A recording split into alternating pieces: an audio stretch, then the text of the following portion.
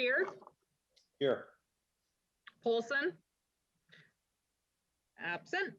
Berardi, Here. Smith is absent. Frankel, Here. Silent, Here. Arthur. Here. Okay, thank you. First order of business then is the minutes of May 3rd. Has everybody had a chance to review those? Yes. Any objections to the minutes? I did have a question about page 2, excuse me. On page 2, under the heading Staff Report, the 4th paragraph down, there's a sentence that reads in that paragraph, the closest structure is the neighbor's abutting garage at 10.8 feet from Sarah Hill Lane. And I just wanted to confirm with staff that that's an accurate statement about what was said. I noted in the May 14th supplemental memorandum, there's a sentence that says, the closest structure to Sarah Hill Lane is the garage on the abutting property, which is 14.1 feet from the front lot line.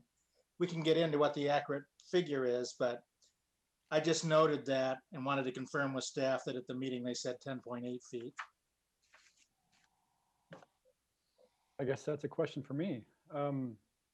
I don't believe I said 10.8 feet. I think I might have said 13.8. Might have been a little bit off, but yeah, the correct number is 14.1. So what would you suggest, Planner Evan, that the minutes state? Would it be 13.8 or 14.1? I believe I said 13.8. That's Okay. Correct. Well, I would move to approve the minutes as submitted with the change of the 10.8 on point 2 to on page 2 to reflect 13.8. Okay. Maybe this, I have a question. Would it be proper to go back and check the tape so we get it right? We certainly could do that. Of course, we could also approve the minutes, and if it turns out that that's inaccurate, then at the next meeting, we could amend the minutes. So either way, I don't know that we have enough, you want to take the time to review the tapes now. No, I second that.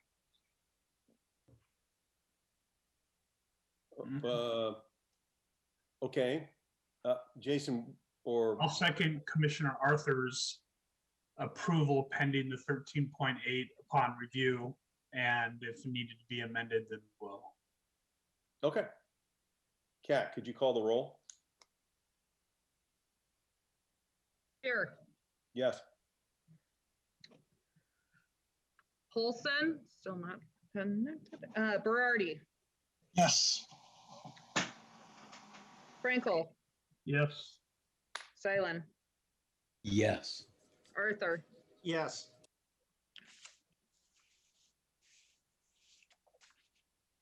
Okay. It passes. The next order of business is a hearing on LU 20-0032 and an appeal of the staff decision to approve the following residential infill design known as a RID variances in order to construct an addition onto an existing single-family dwelling. The RID consists of reduce the 25-foot yard setback from Sarah Hill Lane to 10 feet and to allow a garage to be located closer to the street, Sarah Hill Lane, than the dwelling. The site is located at 17760 Lake Haven Drive, 21 E17 BC 01500. The staff coordinator is Evan Franstead, senior planner. This hearing was continued from May 3rd to allow additional written testimony only. New written testimony was due by 5 p.m. May 10th, and written rebuttal to the testimony received on May 10th was due by 5 p.m. May 12th. No oral testimony will be taken at this hearing. Thank you, Mr. Chair.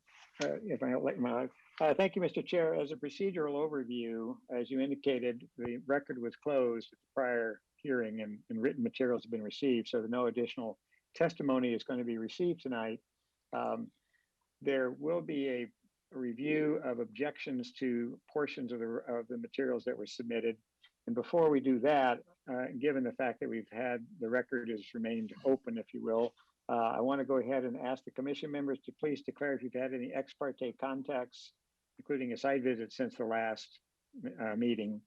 If you have any bias on the application as a result of since the last meeting, and any financial conflicts of interest to declare. Mr. Chair, if you'll poll. Thank you, Evan. My name is Jeff Shear. I'm a retired contractor. I've not visited the site. I've had no ex parte contacts. I have no bias and no financial conflicts of interest. David still isn't here. Kirk's not here. Jason? Jason Frankel, Key Bank branch manager down here downtown Lake Oswego. I did not go visit the site. No other ex parte contact, no bias, and no financial conflict of interest. Thank you, Randy. Commissioner Arthur? I have no financial conflict of interest and no bias. However, I did note in some of the supplemental materials received, there were comments that a reasoned decision on the application would include personally viewing it. So I did make a site visit on Saturday afternoon, and I parked on New Haven and I walked through the city-owned undeveloped lot, walked down Sarah Hill Lane half a block and walked back and observed from this cul-de-sac the applicant's house and the house next to it on the right, and left the scene. And I have from that no particular bias or in evaluating the application on the merits. Thank you, Randy. Commissioner Silent? I'm Mark Silent. Excuse me, I'm a local business owner. I have no ex parte contacts. I've not made a site visit. I do not have any bias or financial conflicts. Thank you, Mark. Commissioner Berardi?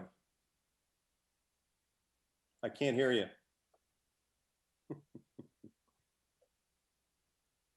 Still can't hear you. There we go. All right. My name is Craig Berardi, financial consultant. I have not visited the site since our last meeting. I have no ex parte contacts, no bias, and no financial conflicts of interest. Thanks, Craig. The poll is complete. Evan? All right, so since Mr. Arthur has viewed the site since the last hearing and has declared this observation, is there any member, any interested party who wishes to inquire in Commissioner Arthur as to, basically what he observed to make sure that there's no new evidence that would be in the record since then, or that we at least lay that record in here, and so people would have an opportunity to testify as to whether what he saw was accurate. Basically, some rebuttal on that. Is there any person wishing to make inquiry? Okay, hearing none, we'll proceed. Then I think Senior Planner Evan Franstad will bring us up to speed since the last public hearing on the submittals. Thank you, Evan Boone and Commissioner members. I'll share my screen here and then get into my my memo on Friday, May 14th. So in that memo, I list that we received a total of 37 exhibits prior to the May 10 deadline. And 3 exhibits were received during the rebuttal period. Those exhibits are listed here. We received 2 from the applicant, exhibits F4 and F5. Received exhibits G100 through G119, all in favor. And then in opposition, we received exhibits G209 and through G223. And finally, the rebuttal period, we received 3 rebuttal comments, 1 from the applicant and 2 from the appellant, 1 from the appellant's counsel and 1 from the appellant themselves. Before I get into the summary of the issues raised, as far as the exhibits in support, I didn't list all those. I didn't summarize those as part of my memo. Those in favor spoke that they liked the design. They really liked that they were keeping the trees. They didn't feel like it would impact the adjacent park. That was basically the summary of those in favor. As far as the exhibits that were in opposition, I provide a summary here. tried the best I could to summarize all those new comments. The first one was based off of the general design variance criterion number 1 that says compliance with the applicable standard is not practical due to the physical characteristics of the site or existing structure.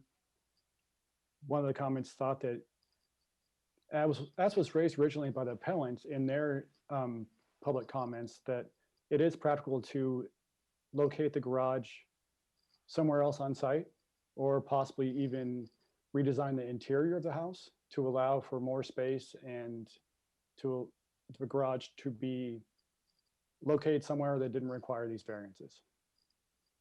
And I go through all of this. I'm not going to restate everything that was said in my memo. You received it on Friday, but the test really isn't to do alternative analysis of the site. It's really to look at the design that is proposed in the third bay to closer to Sarah Hill Lane, requiring the applicant to look at different parts of the site or even a detached garage. That is not part of the criterion. Moving along here, as far as the reduction to the front yard setback along Sarah Hill Lane, we did receive a number of comments in opposition to that variance requested.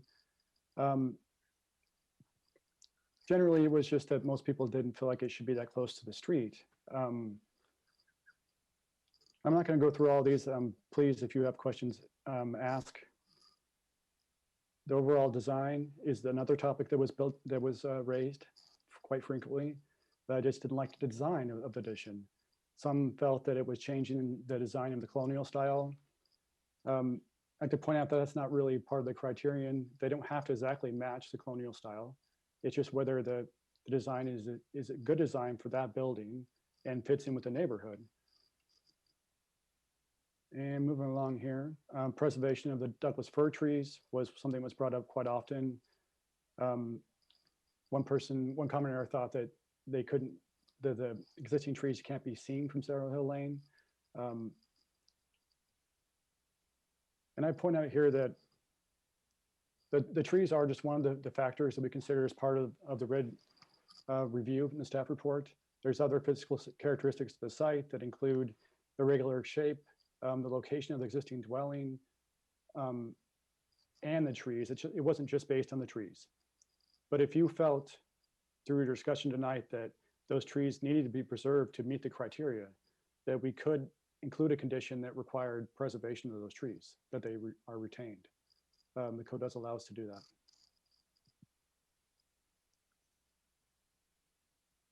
And as far as what many of the comments refer to as the park abutting the site, it's a city-owned open space tract that was requires part of the development of the subdivision along Sarah Hill Lane. But a lot of people thought that the building of the garage addition would have a negative impact on the park, and it would lead to a loss of character or usability of the park.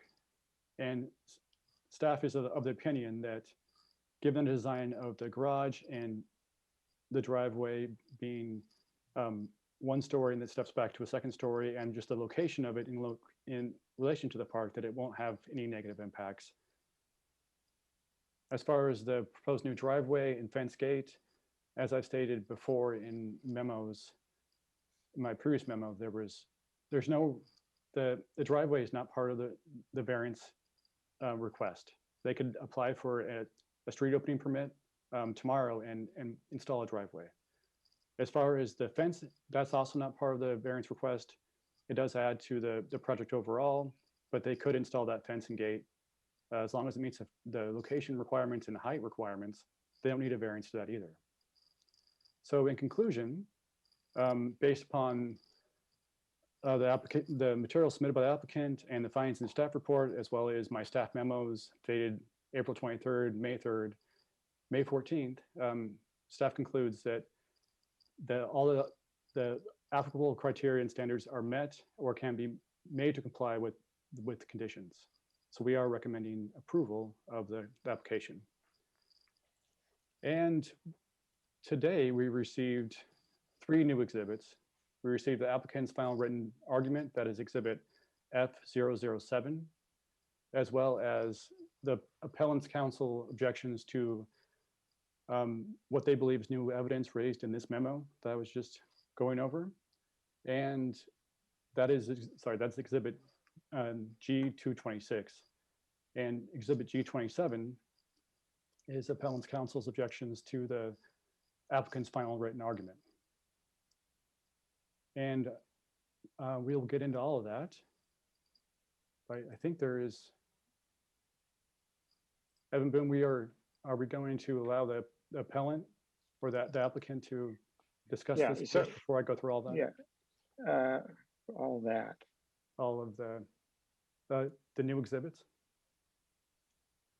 Well, I think you can go ahead and identify the new exhibits, and then as to the objections, we'll take those because those have been laid out. The commission will then rule on the objections and then proceed to deliberation. So you can go ahead and identify the new, the materials that were received. And then Okay, the commission will eventually decide whether that's new evidence or whether it needs to exclude that from its consideration. Because Okay. Well, so here is exhibit G226. These are the appellant's counsel's objections to the staff memo. It was the email that we received this afternoon. The first issue raised is based off of paragraph 3 of the memo. And that's where it says the resulting development maintains the design aesthetic of the existing dwelling. Under here, the objection is whether or not the proposal maintains the design aesthetic of the existing dwelling.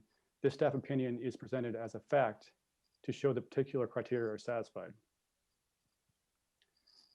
And then it goes into any garage toward Lake Haven would require extensive variances, as is talked about later in the paragraph. And reconfiguration of the interior of the home would be more disruptive, how I said that in that paragraph. And staff evaluation of the practicability of the other options is also new evidence.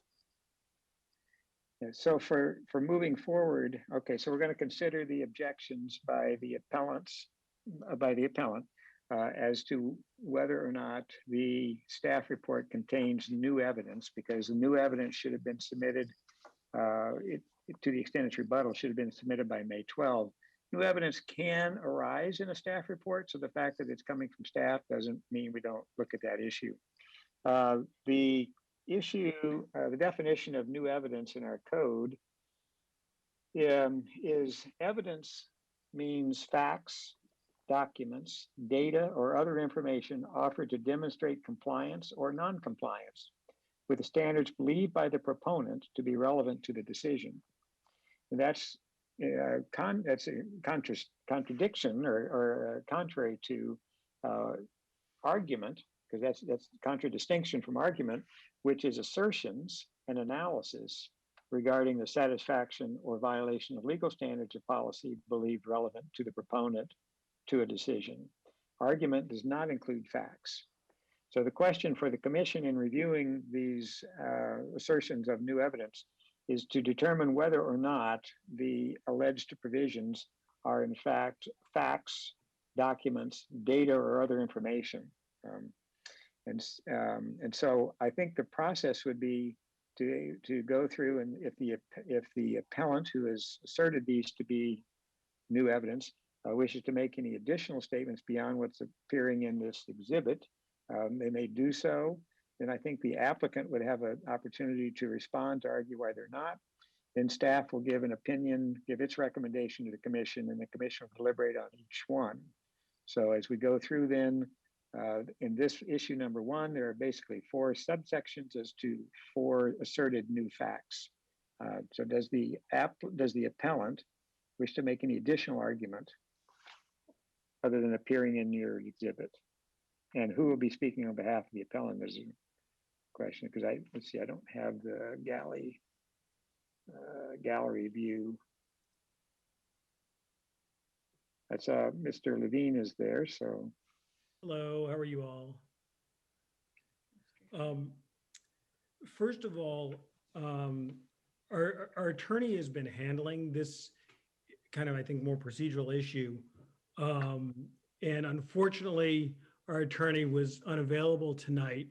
And hence, she sent an email to the city earlier today that really outlines the new facts.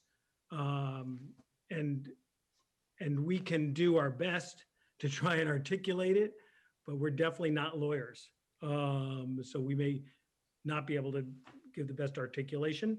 Our attorney did email to Evan regarding our involvement with the new facts, and apparently did not, the most recent email did not get into the record.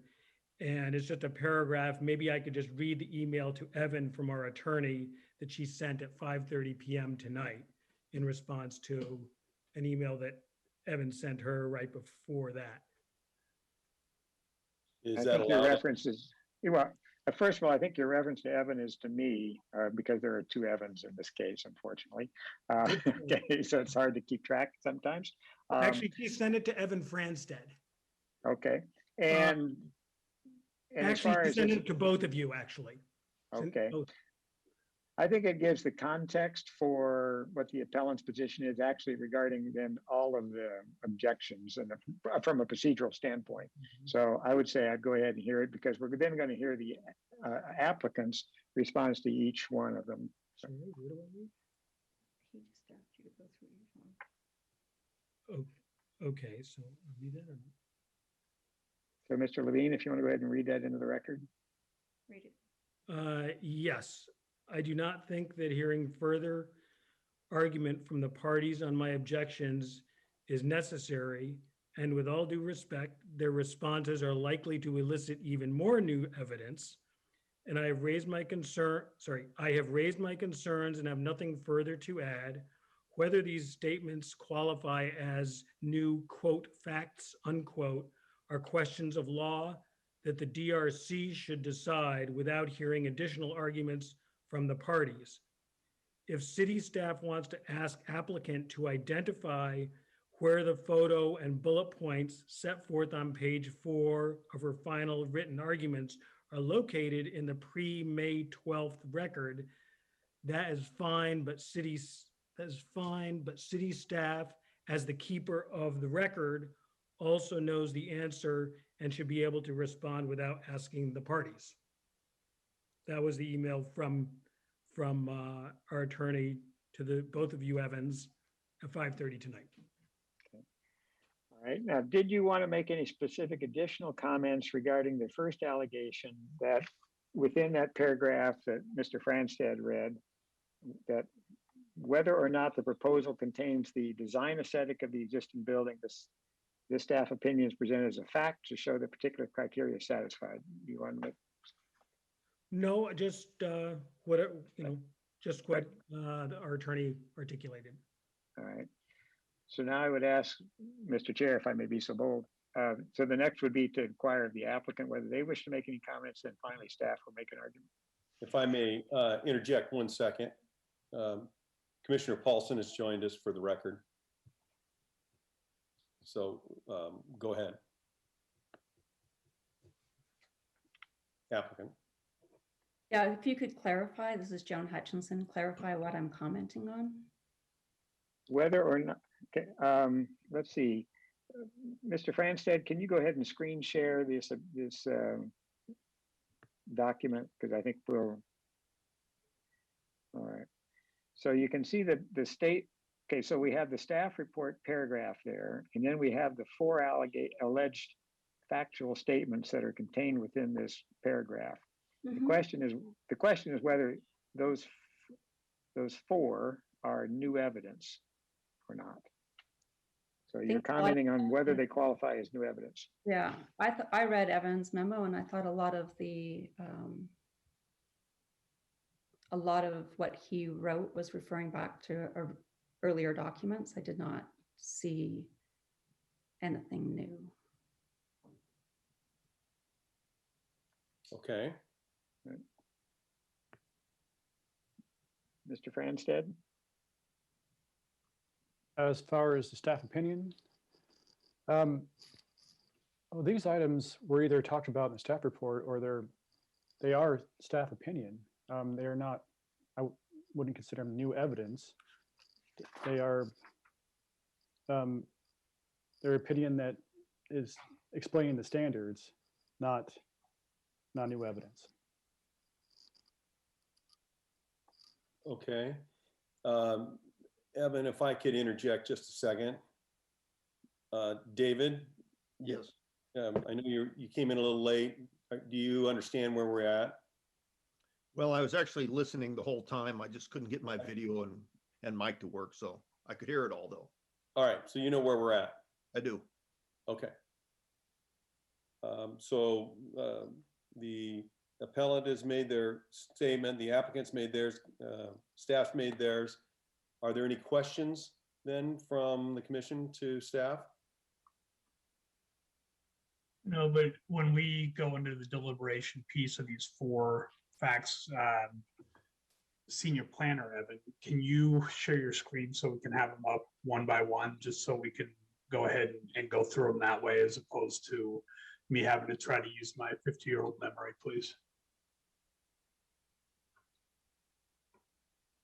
Okay, so our consideration is issue 1.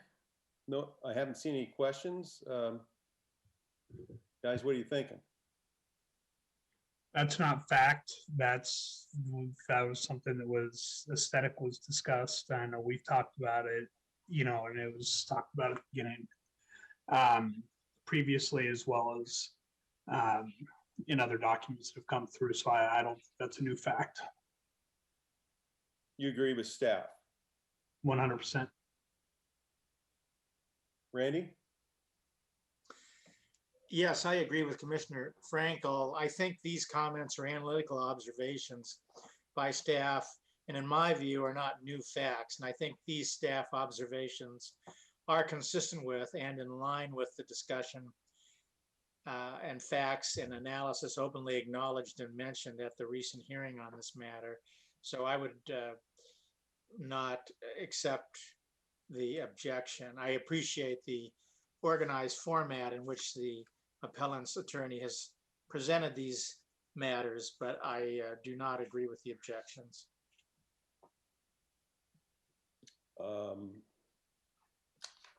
Commissioner Paulson, do you have any comments? My memory is older than 50 years, but I distinctly remember having this hearing these issues brought up as part of the staff report and other discussion by the appellants and the applicant, the applicant.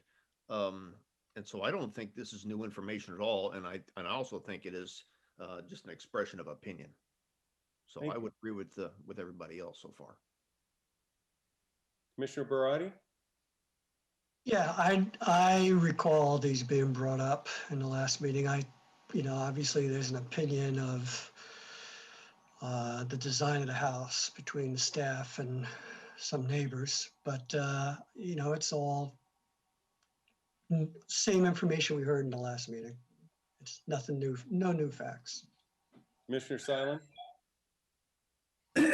I would agree in substance with the opinions about number 1, 2, and 4.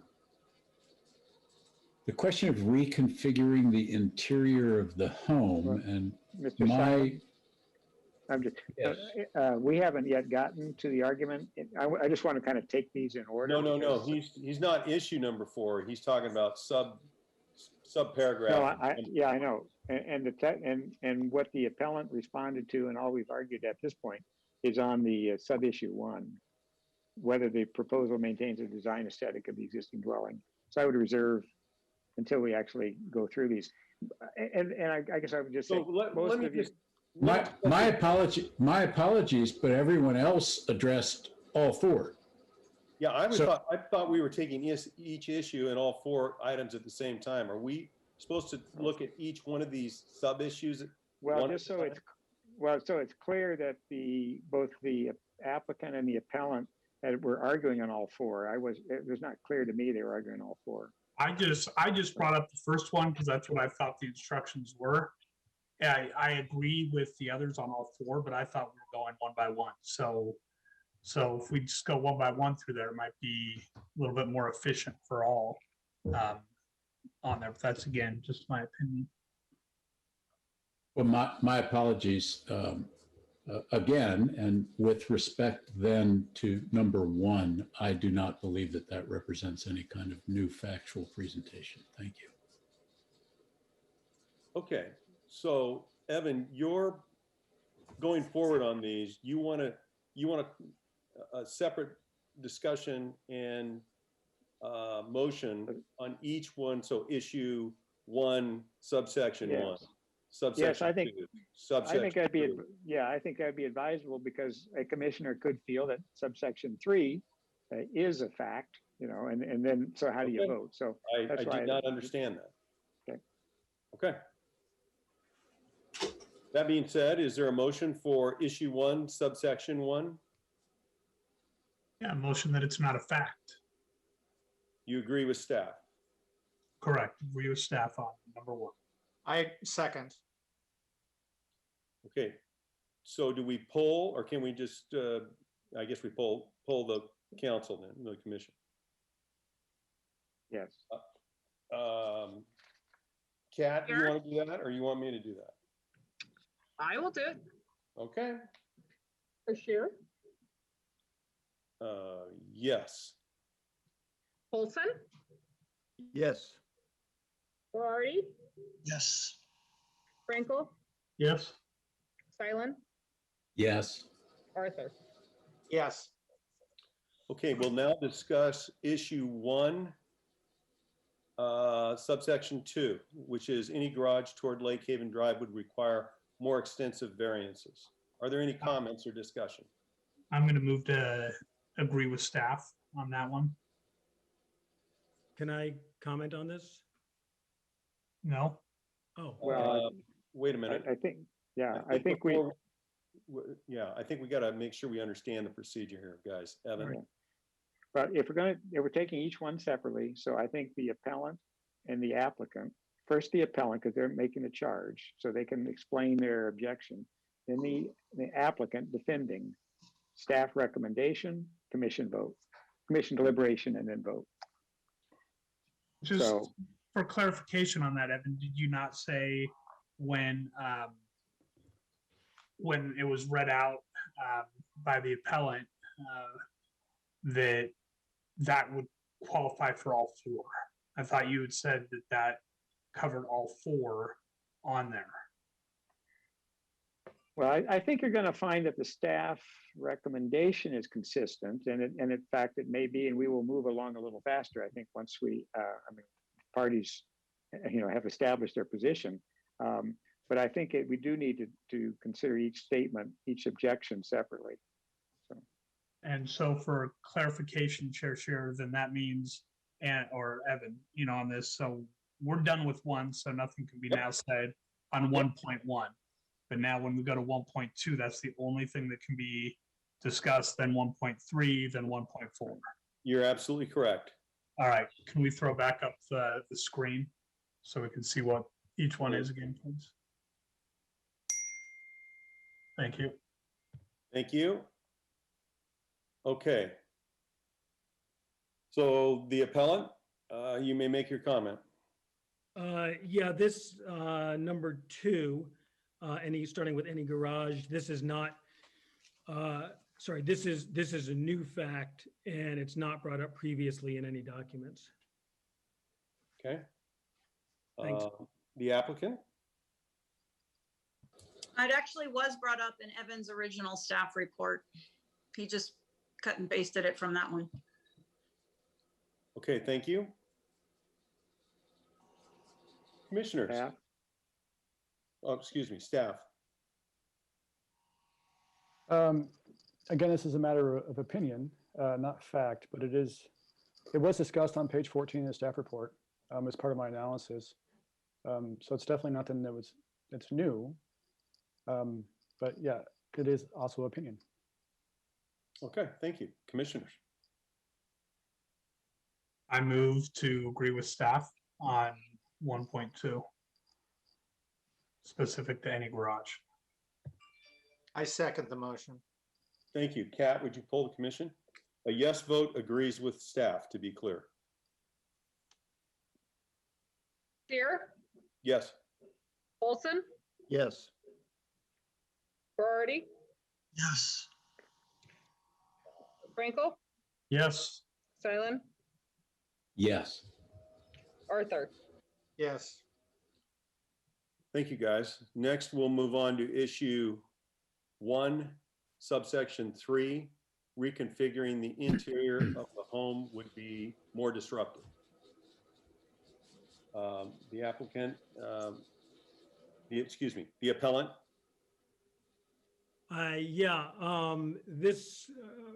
Our attorney and ourselves could not find anything previously stated, so we don't believe this is, we believe this is a new fact and not brought up previously in any documents. Okay. Thank you. Applicant?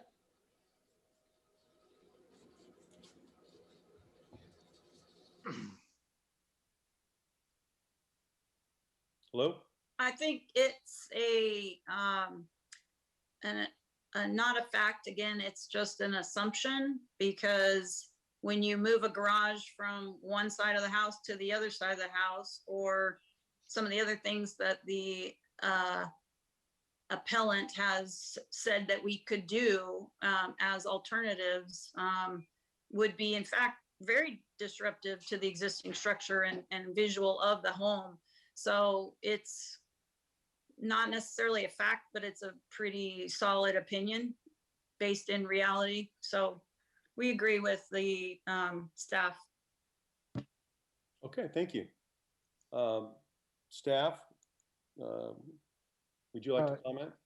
Yes, again, this is an opinion. Of course, no new plans were submitted that shows how the interior could be redesigned to allow for this garage not to require setbacks. So it really is speculative. You're just thinking about how could that be possible? And that, in my opinion, that would be very disruptive. So no, it's not a fact. Okay, thank you. Commissioners? I'd like to make some comment there. Whether this is new information or not is interesting, really, because if someone raises an opinion that we haven't heard before, is that new information? And when I was looking at or opining on all 4 of them at one time, I was looking at each one as if, this is all subject matter that I believe we discussed, or I heard discussed, or I heard mentioned as part of our last hearing. And so what I'm opining on is that whether it's a fact or not, I'm not, I don't want to agree or disagree with that. I'm just saying it's not new information. The opinion expressed. So. And Mr. Chair, if I can respond to that. Go ahead, and then I have a question. Okay. To Commissioner Bolson's question, the issue is whether or not it's a new fact. If a party wishes to make a new argument, a new theory, a newest legal theory in the rebuttal information, that's not prohibited. The question is, you can't put in new evidence. That's what's prohibited, is new evidence. Not that you can't come up with a new argument as to why you should prevail on a different reason, type of thing. So then, Evan, if I can ask you a question, any word in these descriptions that is in some way ambiguous, I would have to include that as an opinion and allowed. You're looking for, a fact. So in this example here, reconfiguring would be more disruptive. Well, I think staff's argument is, well, more disruptive is an opinion, because when you're looking at the variance criteria, you're not looking at just, what's the distance, but you're looking upon the effect. So that's an opinion. So it's got to be quantifiable. Is that what you're trying to get at? It's not. Well, yeah. I mean, a fact is something that is hard and fast. I mean, it is not somebody's analysis, somebody's judgment. It is a fact. Okay, well, using that definition, it's clear here that these are not new facts. And so that's all I have to say. Anybody else? Is there a motion? I will again on 1.3 reconfiguring, move to agree with staff. I second the motion. Okay, Kat, could you poll the commissions? And before we do that, remember, a yes vote agrees with staff. Shear, Yes. Olson, Yes. Girardi, Yes. Frankel, Yes. Silent, Yes. Arthur. Yes. Thank you. Before we move on to the next issue, which is issue 1, paragraph 4, Evan, should we have Commissioner Paulson declare his? Oh, yes, good. Thank you, Mr. Chair. Commissioner Paulson, we polled the members as to whether they had a conflict of interest, ex parte contact since the past meeting, or bias.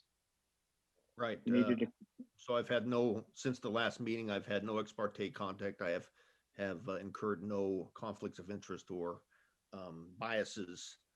And, Okay. and I have to restate that I'm a civil engineer. Okay. Thank you, Mr. Paulson. Question, David, did you visit the site? No. Thank you. Yeah. Okay. Now we move on to issue 1, subsection 4, staff evaluation of practicality of the other options. Appellant, could you please make your statement, Mr. Levine? Sure. Basically, this is number 4, staff evaluation of the practicability of the other options. And that is, there's a sentence in the memo that says, quote, staff finds that none of the options proposed by the commenters are practicable given the logistics and overall project purposes due to the physical characteristics of the site. And we believe that is the alternative options were not considered in terms of their practicability. Is there anything else? Okay. Thank you for clarifying the practicability. I messed that up. The applicant, do you have a comment? I'm kind of confused by this one, so I don't have much. Joan, do you have anything? This is not new. That's all I have to say. Okay, staff. Yeah, this statement is an analysis of the comments that were submitted. It's analysis that offers my opinion.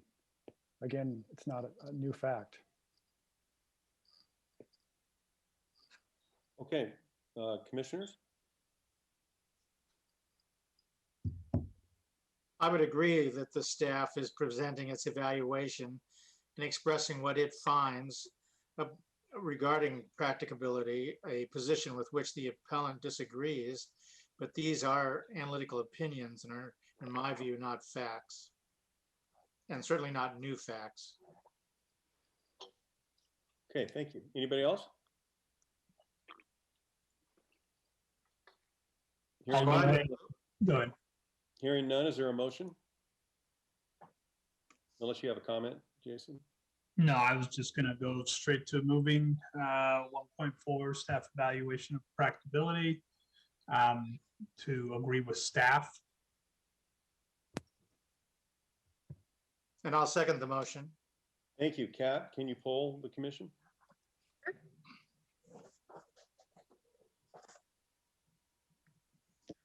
Shear, Yes. Olson, Yes. Berardi, Yes. Frankel,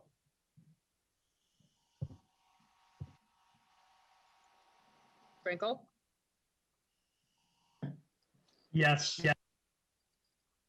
Silent, Yes. Arthur, Yes.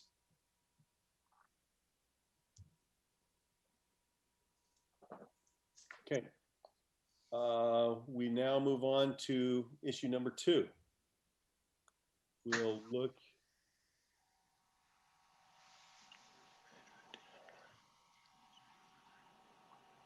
Okay, so if I'm looking at this right,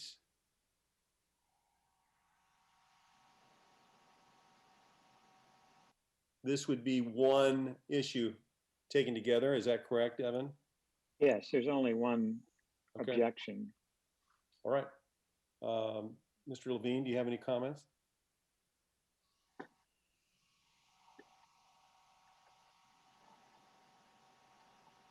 Hello? Mr. Levine, do you have any comments? Yes, this is against the sentence starting with suggesting that a deviation. This is not, after going through the records, this is not, sorry, this is new information.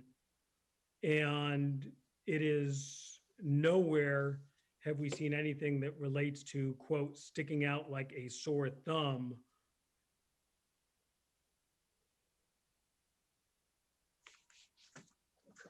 You're done? Yes. Okay, thank you. Applicant, do you have any comments? I believe Evan was summarizing some of the feedback from the public that came in during that period. And a lot of the people were maybe confused about the rendering and the scale of it, and they weren't able to take the rendering and kind of put it in perspective to the actual space. So I think Evan was just commenting on that perspective of the feedback and sort of giving his opinion that in his professional planning opinion, it would not stick out, as some of the complaints came in to indicate. Okay, thank you. Staff, I'm going to call you Staff Evan so we don't get the Evans confused. Okay, fair enough. Yeah, this is an interpretation. It even says there in how to interpret, which is not fact. It is professional opinion. So yeah, not fact. Okay, thank you. Commissioners, do you have any comments? Well, the objection is that the statement provides additional facts or guidance. It seems to me that providing guidance is an expression of opinion. And in any event, I don't consider the quoted statement being an additional fact. So I would side with staff on this one. Okay. Is that a motion? Yes, I move to reject the objection and decide with staff. I'll second. Okay, Kat, could you please poll the commissioners and remember a yes vote agrees with staff? Sure. Yes. Olson, Yes. Berardi, Yes. Frankel, Yes. Silent, Yes. Arthur, Yes. Okay. So issue 2, the commission agrees with staff. We'll move on to issue 3. There are 2 sections by the applicant, and the first one we'll look at now, which I guess I should read these. One is conclusive statement that proposed garage setback is similar to the one next door, and that the proximity of the park reduces visual clutter. Mr. Levine, do you have any comments? First, would you mind just repeating the definition of facts, of a fact, because our attorney is asserting that all of these things that we're bringing up are facts. So I'm a little confused as to the definition of facts that you said earlier. Evan, could you restate Well, that, for us, please? Well, the term fact is not defined in the code. Therefore, we look to the common definition of it, and the commission can make its own interpretation of that. I mean, I think a fact is something that is hard and fast, that it is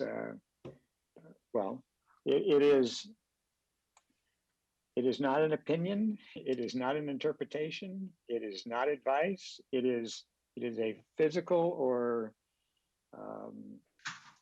immutable conclusion. You know, it is a fact which has been proven in science, if you will. I mean, to some degree, it is touchable.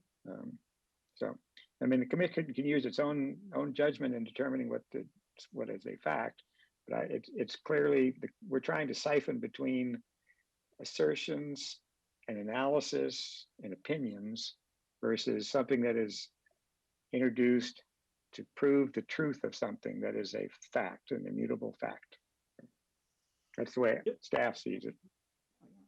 Yeah, I know earlier someone actually read the definition from somewhere, and is that something that could be just reread from?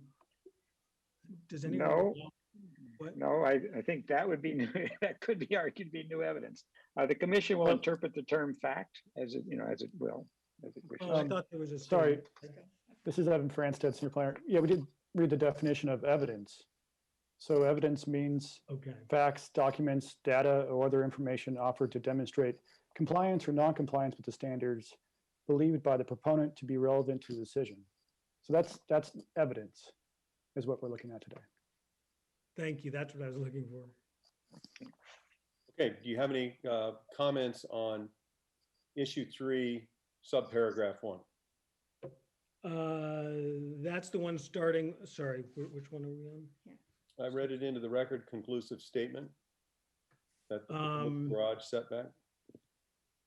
The garage setback. Oh, yeah, that is new information that has not been found in any prior documentation. In fact, when you say the word similar to the setback of the garage next door, similar is a tough word to get your hands around when you consider that the proposed garage has a 10-foot setback from one front corner and a 12-foot setback from the other front corner, whereas our garage is 14.1 from one front corner and about 30 feet from the other front corner. So they would not, it does not seem like it's similar, and a new assertion that it is similar is a new fact. Okay. Applicant, I'm sorry to call you applicant, but I never know which one of the ladies. Yeah, well, we're taking turns, I guess. There's nothing new about the location of the Levine's garage, and similar is a subjective word. It's not a fact. Okay, staff? Yes, this was discussed in the staff report on page 18, talked about the setback of their garage in comparison to the pros garage.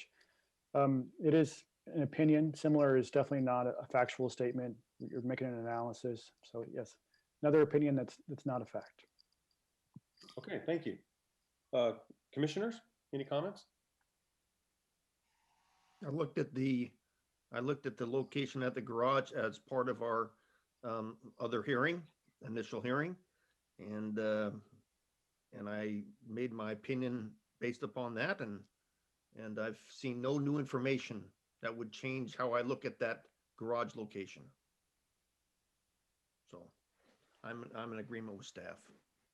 Yep. So I would move issue 3 sub 1, so 3.1, in regards to the garage setback, to agree with staff. I'll second it. Thank you. Kat, could you poll the commissioner?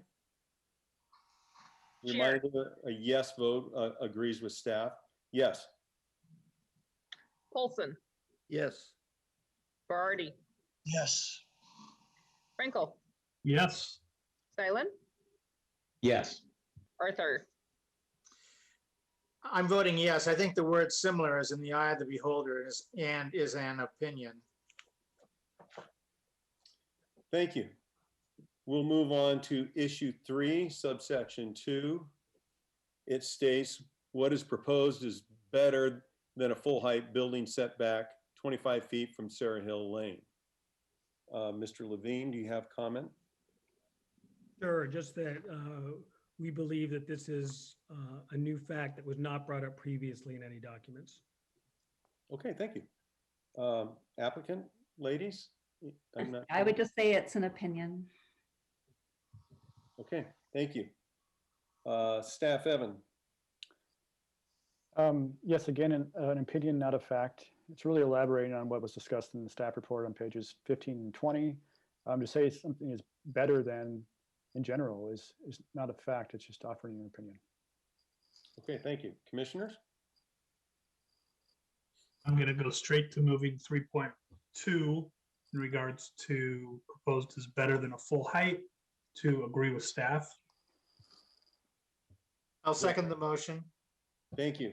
Kat, could you pull the commission? Reminder that a yes vote agrees with staff. Chair, Yes. Olson, Yes. Berardi, Yes. Frankel, Yes. Silent, Yes. Arthur. Yes. Okay, we agree with staff. We'll now move on to issue 4. There are 3 sub-issues. The first is issue 4, sub-issue 1, staff's long-standing interpretation of the term exceptional. Mr. Levine, do you have any comment as the appellant? Yeah, this again is something that is new information and has not been brought up previously.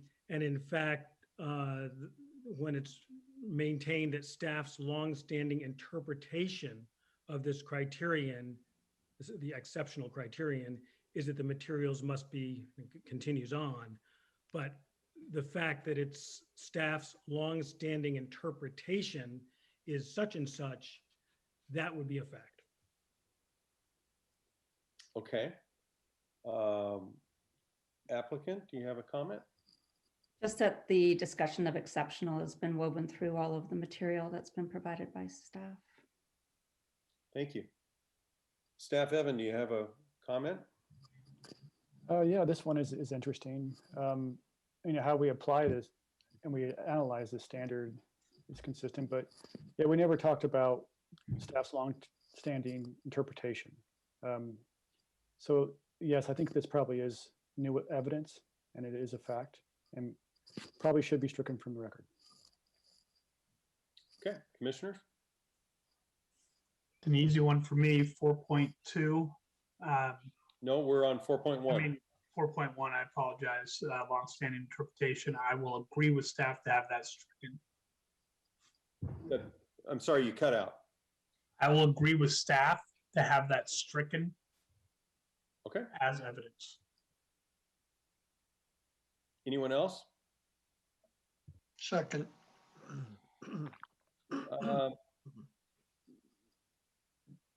Commissioner Jason, was that a motion? That is my bad. 4.1, I'll move to have that stricken from the evidence on there. Okay. Craig, do you want to second? I'll second that. Thank you. So a yes vote will strike the, will agree to have issue 4, sub-item 1 will be accepted. Is that how we want to say that? Yes, and what the effect of that is it strikes that sentence in the staff report. Staff's longstanding interpretation of this criterion is that the materials behind, So Okay. you just won't make a determination of what staff's longstanding interpretation is. You won't consider that. Okay. You'll So consider yes, your vote, own. we'll consider it. All right, Kat, can you pull the commission? Chair, Yes. Olson, Yes. Berardi, Yes. Frankel, Yes. Silent, Yes. Arthur, Yes. All right, that will be stricken. Thank you. Issue 4, sub-item 2, how an extravagantly detailed house would be viewed under the relevant criteria. Mr. Levine, as the appellant, do you have any comments? Yeah, this is from page 5 of the memo where it says, quote, "For instance, an extravagantly detailed house might have exceptional design and materials, but would stick out and not be consistent with the character of a neighborhood with more standard building materials and details," unquote. And we believe this is new fact, and that it was not previously brought up in prior documentation. Okay. Does the applicant have any comments? When the sentence starts with "for instance," doesn't that pretty much imply it's an example statement? So the planner was trying to provide context to his opinion. There's no new evidence here. Okay, thank you. Staff Evan, do you have some comments for us? Yes, I was offering my opinion. It's just not a fact. Okay, thank you. Commissioners? Is this an opinion or is it guidance? I don't want to mince words too much here, but is that guidance? For instance, help us, guide us. I think it's an example of an opinion. It's staff's opinion to say, here's, for instance, I'm bald, I'm bald, so that's fact. But for instance, here's what they're putting on there. That's not fact. That's just Planner Evans, senior planner Evan, his opinion on Well, I'm just saying that, yeah, if someone were used your bald head as an example of what baldness is, then I would call that guidance, and I would fall under that same criteria, Mr. Frankel. but if they use something that's objectively true as an example, then to me that's offering a guidance for us here. Here's an example for how you can think of it, so that you can find your way to agreeing with our interpretation of code. And so I'm a little bit on the fence on this one, because the way it was worded, as if it's an extravagantly detailed house is a known thing. Your house is going to be extravagantly different than my extravagantly different house. And if it was stated that way, I'd agree with you completely. If it was stated like no one really knows what extravagant is, then I would agree with you. Which makes it his opinion. But if I can, to me, for instance, and then you have an example, extravagantly detailed house might have exceptional design and materials that in an opinion would stick out and not be consistent with the character of the neighborhood. I mean, is that a fact about this case? I think that's the question of the commission. Well, did the staff use that thinking though to form their opinion? They used this fact to form their opinion. That's what I'm saying. It's not, hey, it's my opinion that it's an opinion. I think the statement in 4.2 is an opinion. That's being challenged in 4.2 is an opinion. So I would certainly side with staff on this one. Okay. Any other comments? Is that a motion? Oh, excuse me, Craig. Nope, I'm good. I would move to reject this objection 4.2 and accept staff's position, viewing it as an opinion, not a new fact. Second. Thank you. Kat, could you pull the commission and As a reminder, a yes vote agrees with staff's opinion. Chair, Yes. Olson, No. Berardi, Yes. Frankel, Yes. Silent, Yes. Okay. Arthur. Yes. Pardon me for interrupting. We have rejected issue 4, item 2. So now we'll move on to issue 4, item 3. And I'll read the item 3. Again, whether the new Sarah Hill Drive facade has been designed to complement the design aesthetics of the dwelling. Okay, Mr. Levine, as the applicant, do you have any comments? Yes. First of all, I just wanted to say that, all of these alleged opinions are guidance and being stated as fact. And then going specifically to this issue, number 3, again, whether the new Sarah Hill Drive facade has been designed to complement the design aesthetic of the dwelling. That is the relevant sentence in the memo is actually, it's staff finds that the detailing and materials of the proposed design are ... There's some other stuff that we've reviewed, complementary to the existing design aesthetic of the dwelling. And so there's been no prior information about this. This is new fact insofar as insofar as it's complementary to the existing design aesthetic. This is stated as fact. Okay, thank you. Applicant, do you have any comments? I would argue that that is the staff's opinion, that they believe it is complementary to the aesthetic. Aesthetic is not a fact. Aesthetic is a bit more nebulous than fact. Thank you. And I would like to say that the part of the RID application, you have to submit as part of your visual evidence list or visual of what the materials that you'll be using on the outside of the project will look like, so that part of the variance review process is making sure they fit with the existing structure and are also blend in with the neighboring homes. So that was part of our initial submittal. It was part of Evan's initial staff report. And this is just stating what has already been stated throughout this whole thing. So no new information. Thank you. Staff, Evan, your recommendation? This is another opinion. When you're talking about complementary to existing design aesthetics of the dwelling, that's a value statement.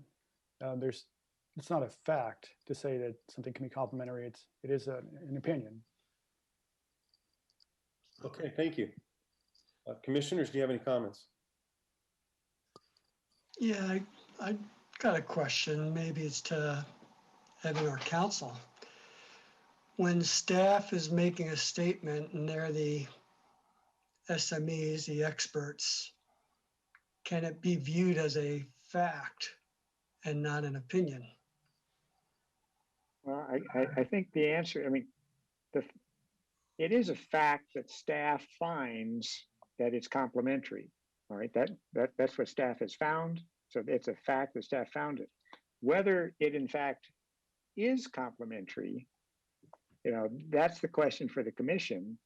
It's how did staff reach the conclusion that it's complementary? As Planner Franstad indicated, that's his professional judgment. So when staff finds something, that means they've taken some other evidence together, applied their judgment, and reached a conclusion, hence an opinion, as to whether it met that criteria of complementariness or not. So. Anyone else? I just don't think it represents any new information. Exactly. I move 4.3, whether the new Sarah Hill Drive facade, I would move to agree with staff.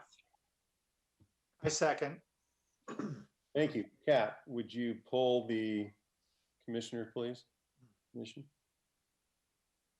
Shear, Yes. Olson, Yes. Girardi, Yes. Frankel, Yes. Stylen, Yes. Arthur. Yes. Okay, we have voted to agree with staff and reject 4.3. Issue 5, there's one issue. Adding an arrow pointing out the location of the trees and recommending that certain conclusions be drawn from the photo depictions are new facts. Okay, Mr. Levine, as the applicant, do you have any comments? Yes, basically where in that last paragraph, it says, quote, "The trees are visible and prominent from Sarah Hill Lane." That is stated as fact, that they are both visible and prominent. They're stated as fact, and that is new information. And related to that, the photo on the next page with the arrow pointing down there toward that tree, that is also new fact, new evidence, I should say.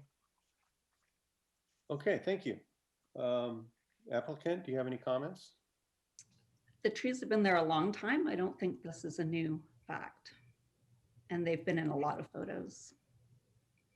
Yeah, they've been consistent in our testimony and supporting documents that they are part of the overall feel of the adjacent lot and their importance to keep intact, not only from the homeowner's perspective, but everyone who uses the lot as a park. Okay, thank you. Staff, Evan, do you have a recommendation and explanation? Yes, so there are photos that were in exhibit E9, it's page 2 of that. Those are the photos of surrounding properties within 300 feet. They show the street view, they show those trees. Exhibit F4 also shows the street view. This is a different photo that also shows the trees. Also, the site plan shows where the trees are located.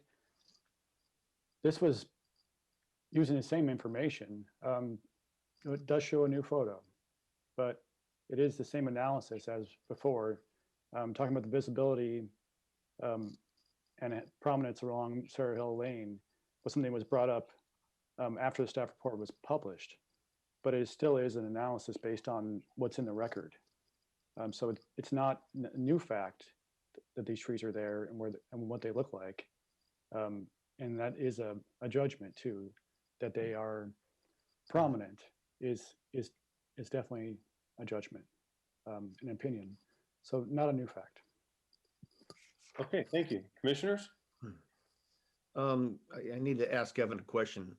What was there an arrow added to that new photo? Yes, here it is. That is. Yeah, So to point out the tree. why were the other photos presented without an arrow and this one you felt compelled to present and with an arrow? Well, the other photos weren't necessarily highlighting those trees. It was just showing the street view of the garages and the surrounding areas. I was simply responding to the comments raised. And that's where the tree is located. You can see it. Okay, so you're responding to the comments raised and they were discussing trees. And so you're showing, just for clarity, you added the arrow. Right, the comment submitted said that the existing trees cannot, let's see here. One commenter stated that the retention of existing trees cannot offer any visual mitigation as they are not visible from Sarah Hill Lane. Okay, all right. Yeah, in that case, I don't see any, normally when you add information, you've got to take some responsibility for it. In this case, it doesn't seem like you're really adding any information at all. You're just using that to respond to the comments you receive. So. Anybody else? No, on number 5, issue number 5, I move to agree with staff. Is that a motion? I move, yep, it's a motion. I move to agree with staff. I'll second it. Thank you. Kat, could you poll the commission and remember a yes vote will strike issue 5? Chair, Yes. Olson, Yes. Birdy. Birdy, Yes. Frankel, Yes. Silent, Yes. Arthur, Yes.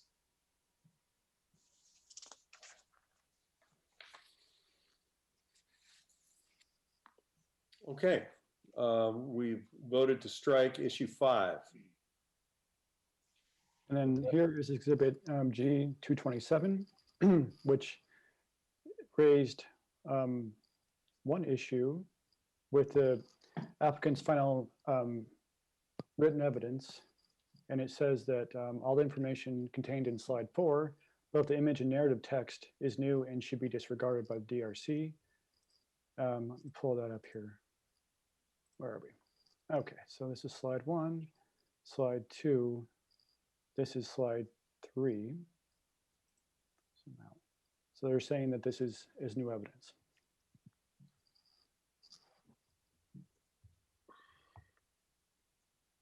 Okay. Mr. Levine, is the applicant, do you have any comments? Yeah, just, I mean, I think Carrie has said it well, but just on this whole new, I mean, the whole new photo, sorry, the whole new rendering or drawing is brand new, showing our garage with as a blank wall and no door is new, and also where the third bullet is stating the main house remains proud of the new garage. That's actually a new assertion, new evidence.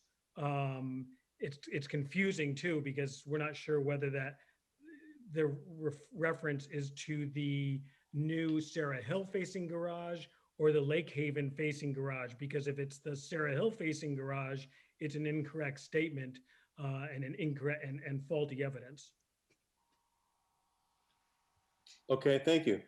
Applicant, do you have any comments? This is the same drawing we've submitted in previous evidence. It's zoomed out a little bit, but it's the same house, the same garage, the same Gary and Kathy garage. And yeah, I think it is pretty clear that the house is not proud of the side garage when we are referring to the front garage. But we've provided floor plans for this. You know, the Levines have had drafts of this since last summer. So I don't think any of this is new to them. I don't think it's new evidence. We added a few more trees to make it more accurate, but the trees are new. That's about all I can give you on that one. Could I ask you to give me a clarification on proud for the record? Proud, the definition of proud being forward of. Thank you. The main house is the Lake Haven Drive facing portion of the house. That is how that is intended to be interpreted. Yeah, so the information here is the old information. It's a slightly different variation of the same old information that has been presented repeatedly. If you look at any of the top-down plans, all of this information, exactly where the Levine's garage is, exactly where the house is, the fact that the front of the house is proud of the garage. It's, I guess we just got tired of looking at exactly the same photos, slightly different version, same information, just a different pictation of it.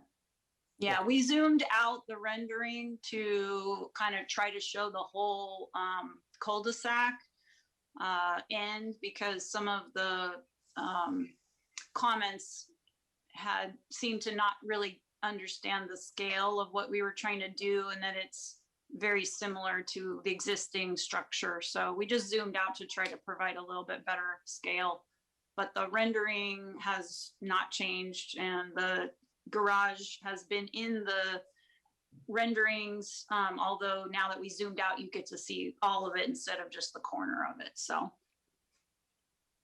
All right, well, thank you. Evan, do you have a recommendation or comment? Yeah, as the applicant said, this is a zoomed out version of an exhibit they had already submitted. Yeah, those trees and everything that is new. As far as the text goes, no taller than existing structure. They did talk about that. We talked about that in the staff report, how they're not increasing the height. That's definitely not new information. No deeper than existing structure. The floor plans show that. So the evidence and record clearly shows that to be the case.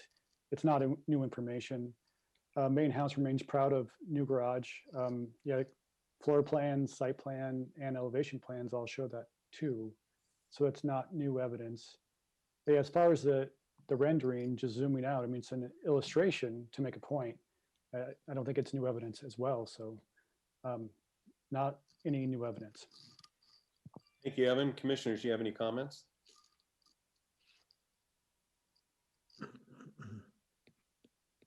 I guess I don't understand what qualifies as new. The applicant has acknowledged that, as I heard the applicant, that this is a different illustration than what was in the record before they submitted it.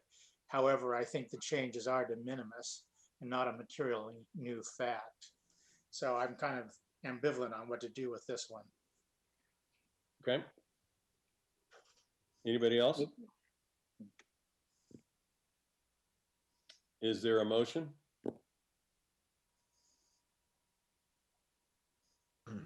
Is this number 5? I've lost track. No, this is actually, Evan, if I may ask you, this is G227?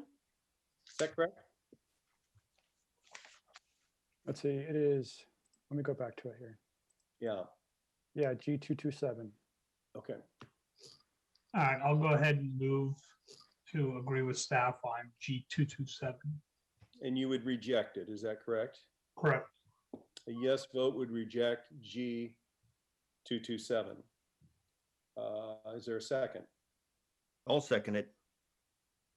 Okay, Kat, could you pull the commission, please? Chair, Yes. Paulson, Yes. Doherty, Yes. Frankel, Yes. Silent, Yes. Arthur, Yes.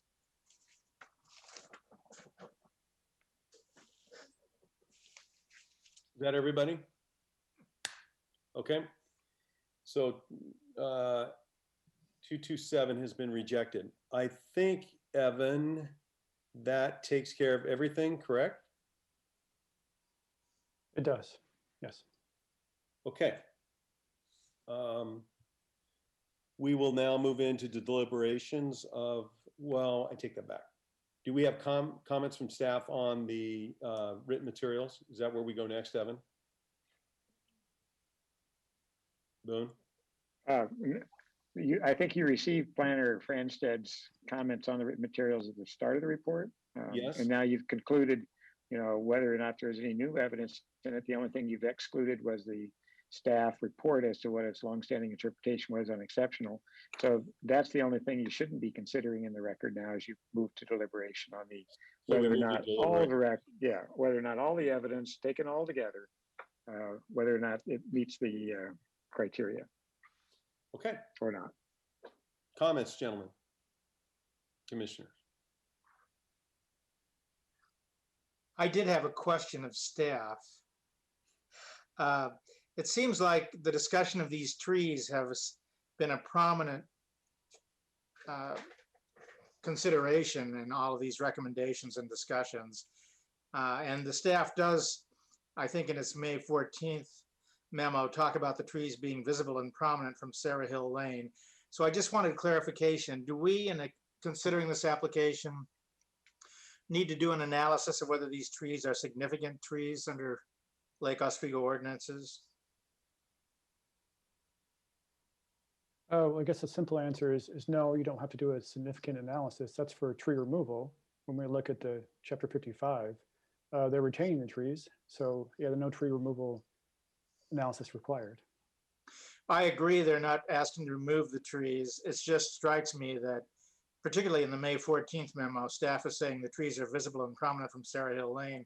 That seems to be in effect applying that criteria. But moving on, could you, I seem to recall the applicant said at the last hearing, they didn't intend to cut the roots of the trees, though I didn't hear really an affirmative statement about protecting the trees other than that they're putting the side garage on. What I see in the recent materials, a discussion about, and I don't have the wording in front of me, but some type of condition that the trees be protected. What would staff recommend in terms of a condition along those lines? Well, the staff report didn't have a condition that required retaining the trees. It's something that we don't do very often. You really need to find that one of the criterion somewhere in the RID standards or some standard that the only way they can meet that is by retaining the trees. So you need to do that analysis.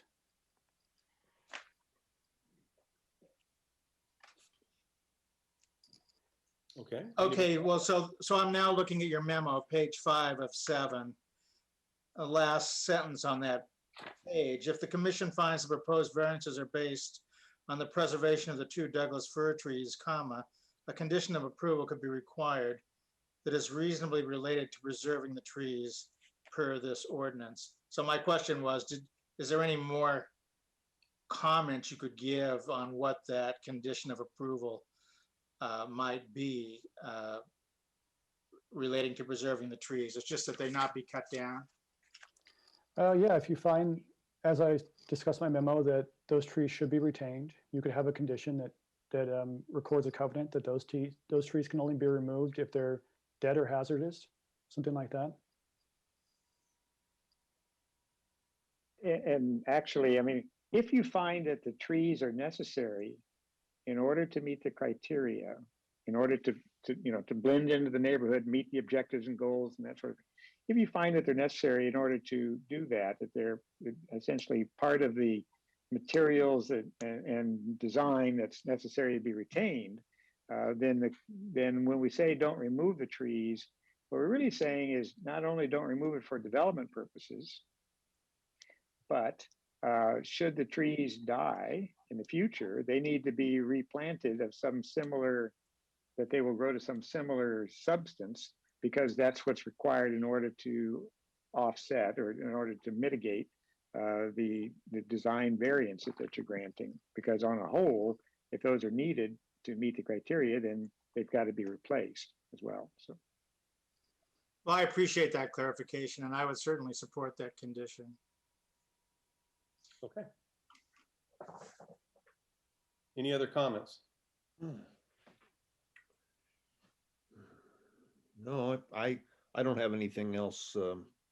I think that this case, they've, I can appreciate where the neighbors are a little shocked by this change and adding another garage onto that street, but all the criteria that were included in the code to justify the variance seems to me is clear and unambiguous enough that it meets those criteria, that if we were to rule against this, that it would just be, just be overturned at council or above. So I don't think it's worthy of trying to, even though I may share some of the opinions of the neighbors, just doing my job here, I think that we have to side with staff and just agree with their interpretation of the code. And I just don't see any practical alternative here that would achieve the homeowner's needs. In the long run, if we were to deny it, could they come up with something better? And I don't really think they could. So that's why I'm gonna rule in favor of the proposal to allow this modification. Commissioner Berardi, you have any comment? Yeah, it's one, I concur with Commissioner Paulson. It's an odd situation where actually adding a garage and making a variance exception to the side of a house for that garage on a different street. And I do concur that the neighbors, certainly this is a big change. And I, to some extent, disagree. I think the value of what they're doing could be better than what's there today or what would be there, a large fence. But I would agree with the staff report. Okay, thank you. Commissioner Silent. No further comment. Thank you. Commissioner Frankel. No further comment. Okay, my opinion is I agree with what's been said. I have some other ideas in my head, but it wouldn't change how I would vote. Is there a motion? I would move to approve the applicant's request as presented in LU 200045 and to reject the appeal of the staff's prior approval with the condition that preservation of the trees be part of the approval as explained by City Attorney Boone. Second. Thank you. Sorry, Kevin? I'm sorry, I just missed it. Commissioner Arthur, when you said reject the staff's prior approval, what? No, reject the appeal of the staff's Oh, prior okay, okay, sorry, I missed that part. Basically ratify or approve. All The right. intent of my motion was to ratify or approve or accept the staff's prior approval, to grant the applicant's request for approval, Okay, and to reject the appeal. all right, And- thank you. And to add a condition of the trees being preserved. Yes, along the lines explained by Attorney Boone. And your second still holds? Wasn't it? Yes. Yes, thank you. Second. Any discussion? Seeing none, Kat, could you poll the commission? Sure. Yes. Olson, Yes. Berardi, Yes. Frankel, Yes. Stylen, Yes. Arthur. Yes. Okay, motion passes. All right, this is a tentative decision by the commission and written findings we brought back to the commission at its next meeting on Monday, June 7 at 7 p.m. And I'm kind of pausing there for Jessica and Monalou. That's correct. 7 p.m. Thank you. Okay, I'd like to thank everybody, and now we'll move on to the next order of business, which is findings. And the findings that we'll be discussing tonight are for LU 20-0045, a request for approval of a major variances to the front yard, north side yard, and rear yard setbacks in order to construct carports in an existing residential parking lot. This site is Tract A of the Lake Oswego Sailing Club PD on 3rd Street. No site address. Tax map lot is 2110AB12200. The staff coordinator is Evan Franstead, senior planner. Have we all had a chance to review the findings? Yes. Yes. Is there a motion?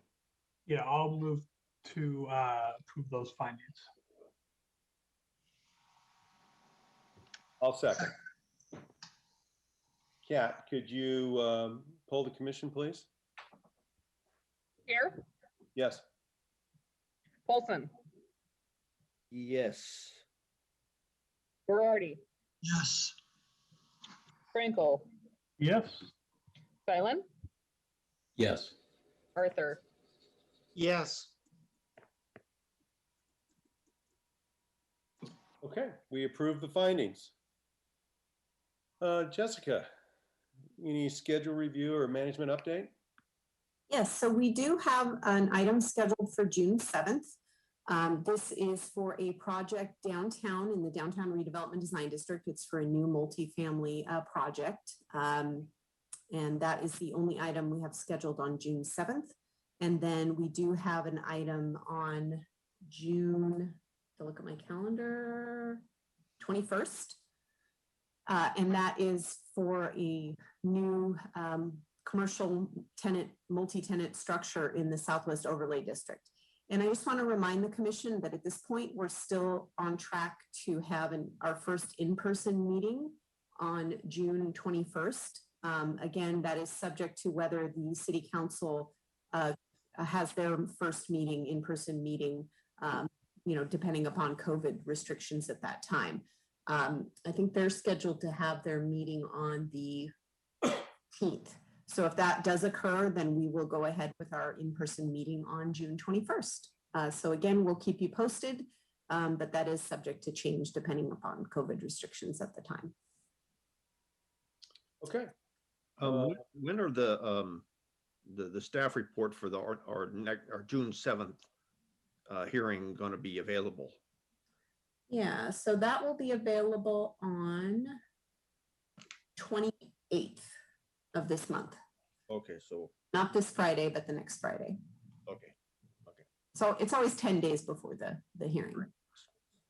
Yeah, those are larger ones than what we've been dealing Yeah, with. this is going to be a bigger project. Yeah, it should be interesting. Yeah. It's Okay. not a tree appeal. Hallelujah. And I think there was a question about that somebody asked if the diversity, equity, and inclusion training. I know that's been offered to the commissioners, and we certainly encourage you to attend if you can, but it is not a requirement. You are not required to do that. So I just wanted to clarify that to commission, but certainly are encouraged to attend that training, which is being offered to all of our commissions and boards. Okay. Anything all I else? have. Go to the order. All right. It's always a pleasure to see all of you. Thank you for your efforts tonight, and thank you for your patience with me. I appreciate it very much. Good job. Good night, everybody. Thank you, Mr. Chair. We'll see you. Good night, all. And ladies. Good night. Bye. Right.